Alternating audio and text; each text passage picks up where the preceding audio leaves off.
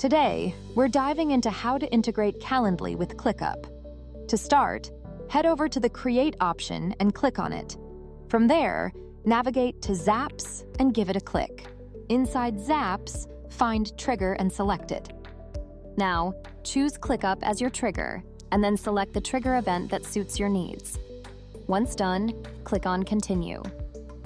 Next, select your workspace, and proceed by clicking Continue. After that, click on Test Trigger to ensure everything is set up correctly, and then click Continue.